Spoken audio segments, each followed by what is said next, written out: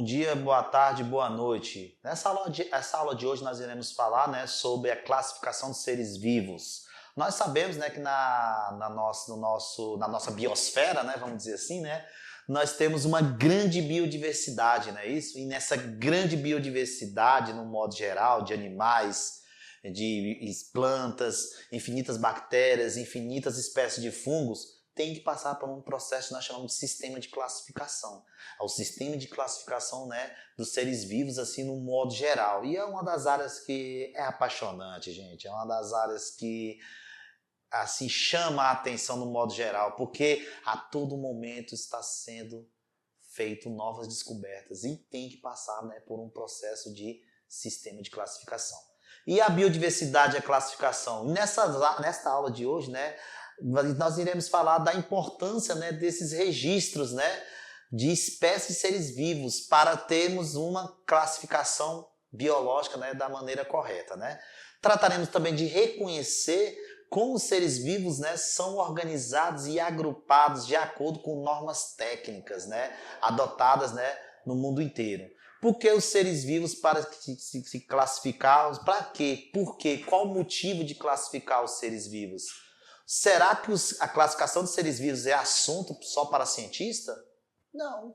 Ele também pode ser usado até hoje, assim, por exemplo, o homem. O homem é Homo sapiens, gênero e espécie. Homo sapiens é a mesma classificação para todos os seres vivos do mundo, de tanto homem, né, como mulher. Aí eu botei aqui, né, por que classificar? Mas por que classificar? Porque há uma necessidade de reunir seres vivos em grupos e conhecer suas semelhanças e diferente, que é algo comum no nosso dia a dia. Aí vou passar para vocês algumas curiosidades, por exemplo, no sistema de classificação, né, nós temos o cachorro doméstico, nós temos o coiote, que são parecidos, mas porém são de classificações diferente, como a coral falsa e a coral verdadeira.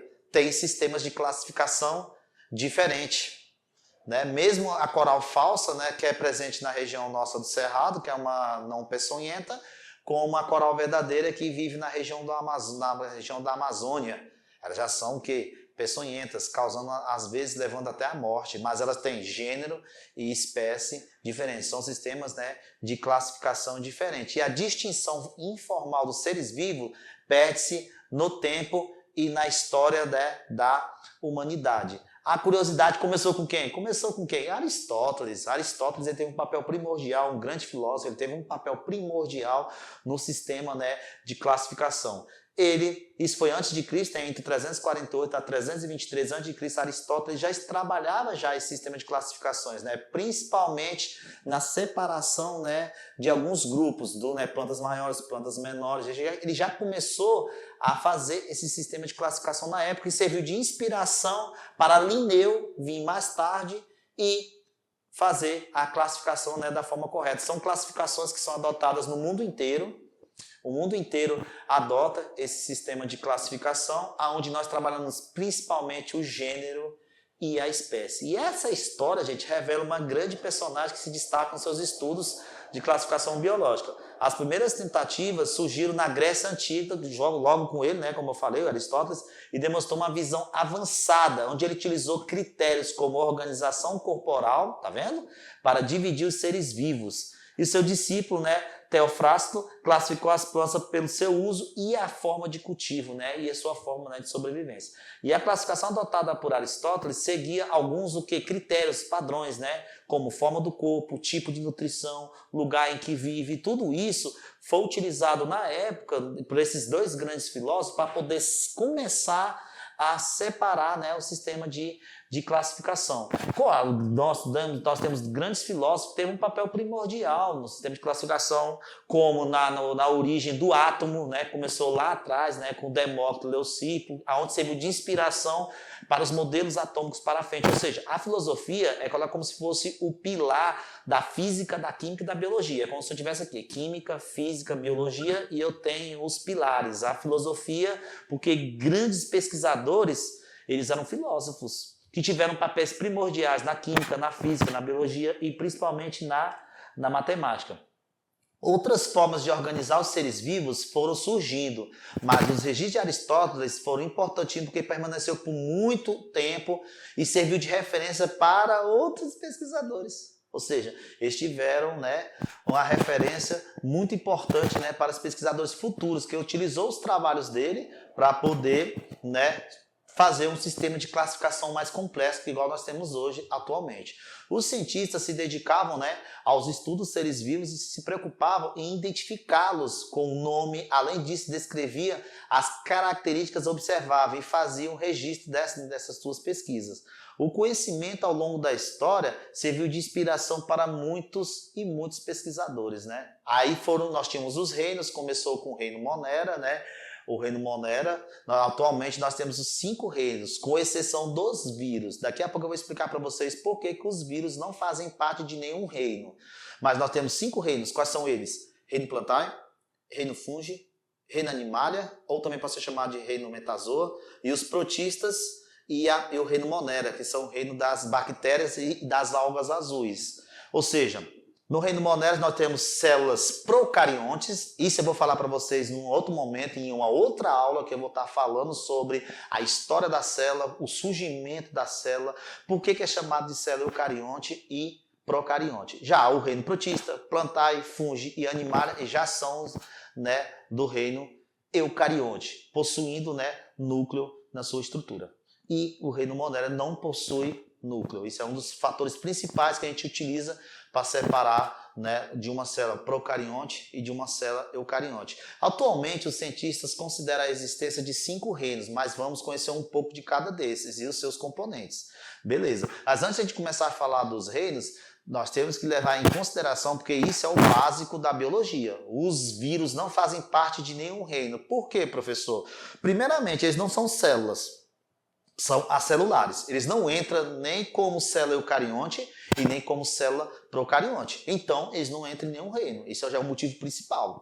Esse é o motivo principal. Ela não entra em nenhum reino porque não participa nem de reino eucarionte, nem das células eucariontes, desculpa, e nem pelas células eucarionte nem procarionte. Por quê? Porque eles são acelulares, A vem de negação, não são células. E outra coisa, eles são parasitas intracelulares obrigatórios. Eles necessitam do maquinário da célula, eles necessitam da célula para poder se reproduzir.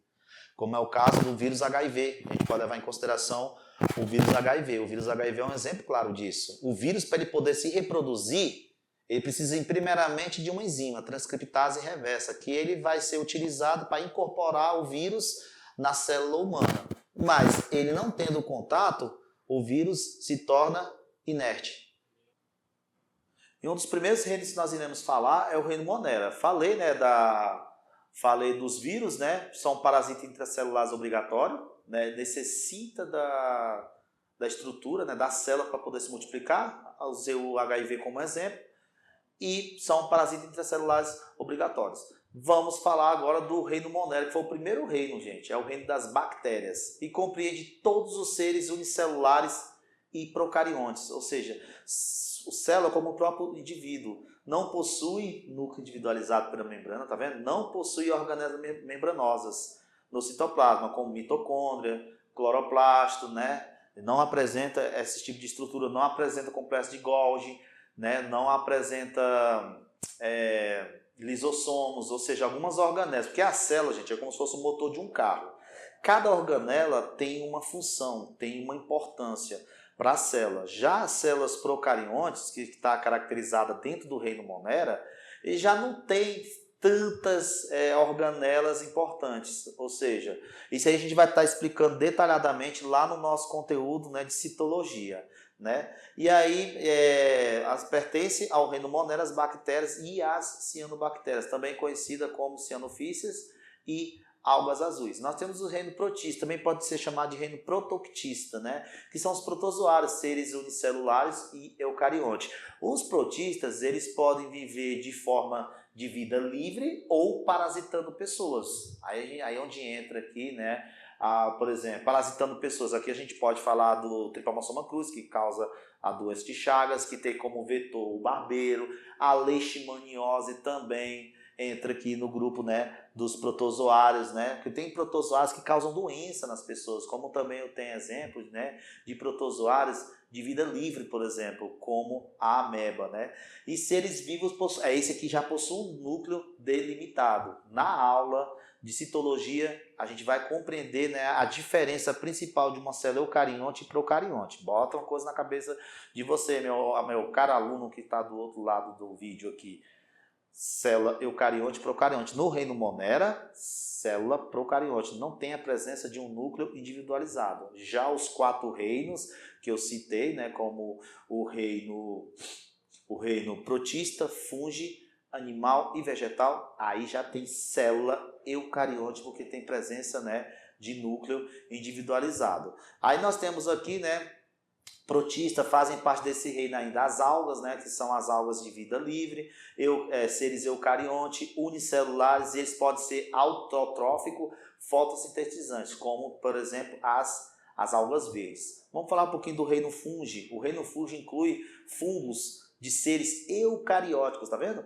Heterotróficos, né? E trabalham sua alimentação, né, por absorção. O fungo, né, está presente na residência, né, de algumas pessoas. Ele gosta de locais úmidos e sombreados, principalmente na região, né, próximo de tronco de árvores, principalmente ali no pé. Aí você vai ver um cogumelo, você vai ver alguns bolores, né, presentes, né, como também como orelha de pau e também o penicilino e entre outros. Aqui eu vou falar para vocês aqui, graças ao fungo hoje que nós temos um antibiótico, porque foi Alexander Fleming lá no laboratório que começou a fazer experimentos e nesse experimento cresceu um fungo bem no meio, né, da cultura de bactéria deles. E aí através daquele fungo ali foi feito, né, o antibiótico que nós temos hoje. E nós temos o reino plantae, né? Dentro do reino plantae nós temos as classificações, que são as briófitas, onde entram os musgos, as pteridófitas, onde entram as samambaias, as gimnospermas, que entram os pinheiros, e as angiospermas, né, que entram, né, a mangueira, por exemplo. E nós temos aqui as angiospermas, já são, né, dentro do reino plantae, já são plantas, né, que já possuem fruto. Nós temos as gimnospermas, que são os pinheiros, mas não tem presença, né, de fruto. Nós temos as pteridófitas, como as samambaias, já tem a presença da vascularização, né? Que é diferente das briófitas, que já são plantas avasculares, já gostam de locais úmidos. Necessita da água para poder ocorrer a reprodução, por exemplo.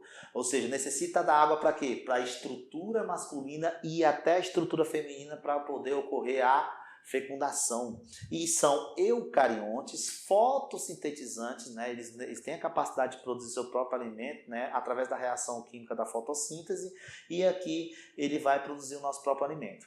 E aqui nós temos o reino animalia, que é também chamado de reino metazoo, que inclui todos os reinos aqui, todos os animais presentes, né, no reino animalia. Nós temos aqui a estrela do mar, nós temos aqui insetos, né? Alguns tipos de animais de grande porte, pequeno porte, alguns tipos de inseto, né? Aí os animais são seres eucariontes também, tá vendo? Pluricelulares, possuem uma grande variedade de organismos, mas é muitas milhares. Aí eu pergunto para vocês, imagine com essa infinidade de espécies em cada reino desse aqui, tá vendo a importância de ter um sistema de classificação para isso? Como os cordados, né, presença, né, de coluna, né, e a qual o ser vivo pertence, como as esponjas, por exemplo, que está dentro do reino animal, que são animais de estrutura simples, mas que vivem em ecossistemas aquáticos, né, como estrela do mar, né, como as águas vivas, né, e por aí vai. Até mais, vamos para a próxima.